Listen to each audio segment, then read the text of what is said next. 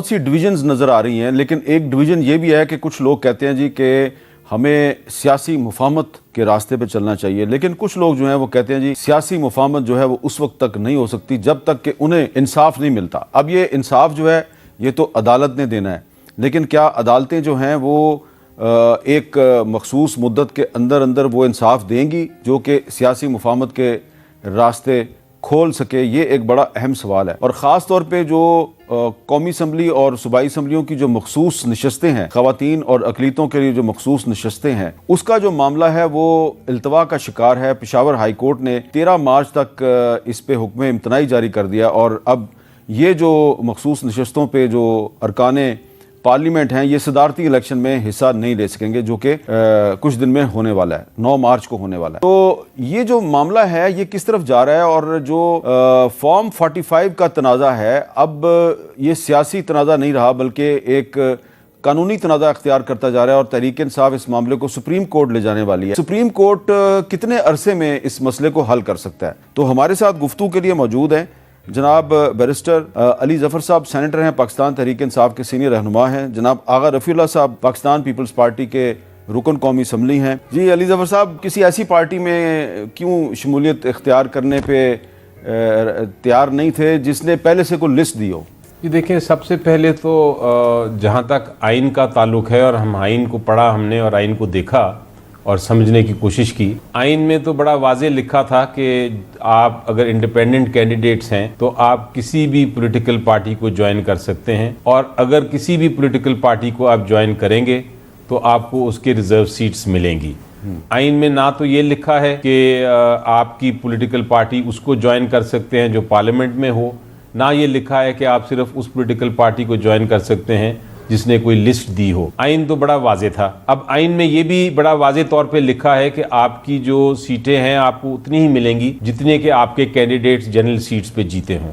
तो दो हिस्से हैं इस इलेक्शन कमीशन के ऑर्डर के। एक तो ये है कि उन्होंने हमसे तो छीन लिए जो ये कह के कि आपने लिस्ट, आप जिस पार्टी को आपने ज्वाइन किया उसने लिस्ट नहीं दी थी, लेकिन उसके साथ उन्होंने ये जो सीटें थी वो कोशिश की डिस्ट्रीब्यूट करने की उन पार्टियों को जिनकी इंटाइटलमेंट ही नहीं थी, क्योंकि उन्होंने जनरल सीटें इतनी जीती ही नहीं थी। तो सबसे पहले तो ये करना चाहिए था बाकी पॉलिटिकल पार्टीज़ को कि उनको इलेक्शन कमीशन ऑफ पाकिस्तान का शुक्रिया अदा करना चाहिए था और कहना चाहिए था कि जनाब हम इसके मुस्तहक नहीं हैं, क्योंकि आइन में कोई इजाज़त नहीं है आपको कि आप हमें बख्श दें ये सीटें, इसलिए सीटें आप अपने पास ही रखें। अब पेशावर हाई कोर्ट हम इसलिए गए क्योंकि जब आइन में कोई इजाज़त नहीं है, सिर्फ इलेक्शन एक्ट में लिखा हुआ है कि आप लिस्ट एक देंगे। इलेक्शन एक्ट में ये कहीं नहीं लिखा, ना आइन में लिखा है कि अगर आपने लिस्ट नहीं दी तो आपको रिजर्व सीट्स नहीं मिलेंगी। रिजर्व सीट्स का बारी तो आएगी ही तब जब आपको किसी पार्टी के जो इंडिपेंडेंट कैंडिडेट्स हैं वो ज्वाइन करेंगे। इंडिपेंडेंट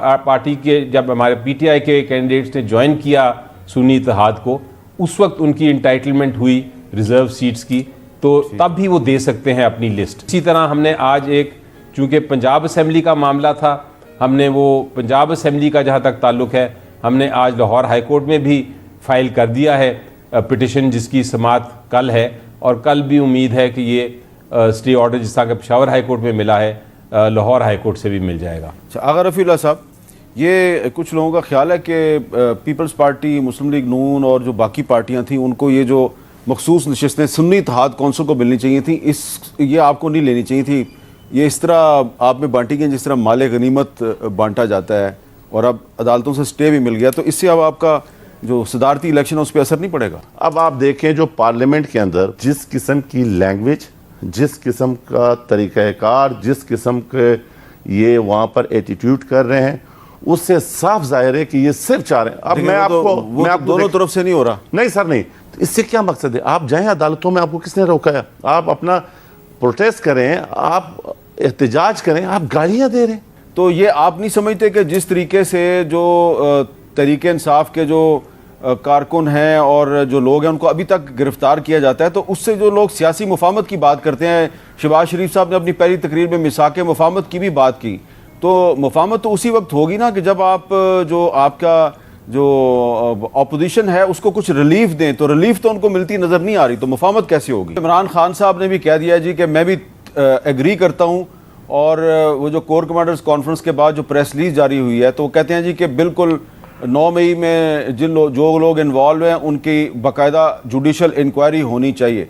तो अब इमरान खान भी जुडिशल इंक्वायरी के लिए तैयार हो गए हैं, तो फिर एक इंक्वायरी कमीशन बना दिया जाए। अली ज़फ़र साहब, अब दो चीज़ें हैं, एक तो ज़रा ये बताएं ना कि ये जो एक एतराज़ किया जा रहा है कि मजलिस वहदतुल मुस्लिमीन का तो एक MNA भी था, तो उसमें आप नहीं गए तो सुन्नी इत्तेहाद कौंसिल में क्यों चले गए? इसका कोई जवाब है आपके पास? जी देखिए, इसका बेसिकली आप बिल्कुल दुरुस्त फरमा रहे हैं। ये एक ऑप्शन थी और बहुत बेहतरीन ऑप्शन थी, लेकिन एक सियासी फैसला किया गया कि इसको उनको नहीं ज्वाइन करना और सुन्नी इत्तेहाद को करना है।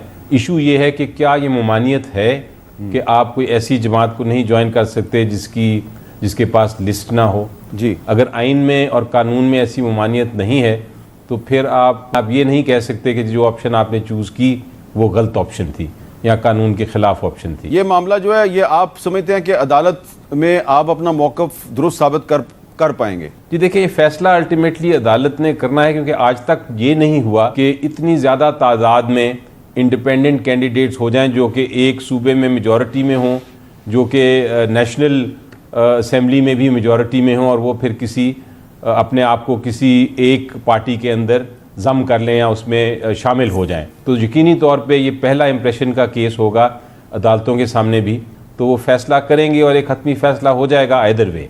ठीक है, ये तो यकीन है मुझे कि ये जो कैंडिडेट ये जो सीटें हैं, रिजर्व सीट्स, ये बांटी नहीं जाएंगी, ये पीपल्स पार्टी या PMLN को नहीं मिलेंगी।